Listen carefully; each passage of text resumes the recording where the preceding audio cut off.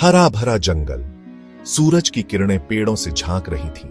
हवा में फूलों की खुशबू घुली हुई थी। रंग बिरंगे पंछी मधुर गीत गा रहे थे। नदी की कलकल ध्वनि मन को मोह रही थी। यह था हमारा जंगल, हरा भरा, सुंदर और रहस्यमय। यहां तरह तरह के जीव रहते थे। सभी खुश थे। सभी को प्रकृति से प्यार था। कवि और तारा से मिलिए। कवि एक नटखट तोता था। उसके पंख हरे थे जैसे नए पत्ते। वो हमेशा शरारतें करता रहता था। मैं कवि हूं और मुझे नई जगहें खोजने का बहुत शौक है। तारा एक सुंदर तोती थी। उसके पंख नीले थे जैसे आसमान। उसकी आवाज बहुत मधुर थी। नमस्ते, मैं तारा हूँ। मुझे गाना गाना बहुत पसंद है। कवि और तारा दोनों ही अपने अपने झुंड में खुश थे। उन्हें क्या पता था कि किस्मत उन्हें मिलाने वाली है। तूफान का कहर। एक दिन अचानक मौसम बदल गया। काले बादल छा गए। जोरों की हवा चलने लगी।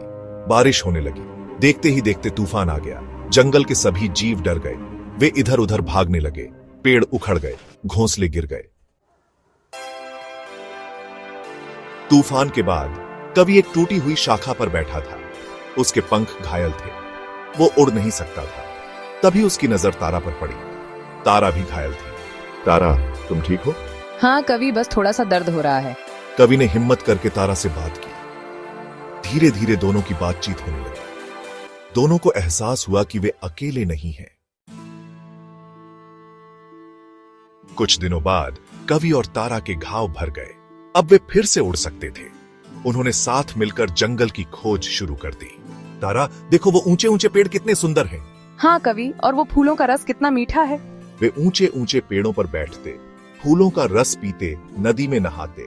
उन्हें हर पल एक दूसरे का साथ अच्छा लगता था। एक दिन कवि और तारा जंगल के एक अनजान हिस्से में पहुंच गए। वहां उन्होंने एक सुंदर फल बाग देखा। उस बाग में तरह तरह के फल लगे हुए थे। तारा, देखो यहाँ कितने सारे फल हैं। हाँ कवि, चलो इन्हें खाकर देखते हैं। कवि और तारा बहुत खुश हुए। उन्होंने पेट भरकर फल खाए।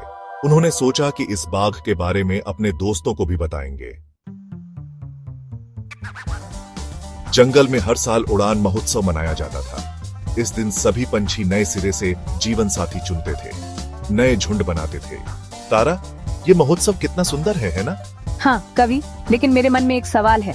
कवि और तारा भी इस महोत्सव में शामिल हुए। वे बहुत खुश थे, लेकिन उनके मन में एक सवाल भी था।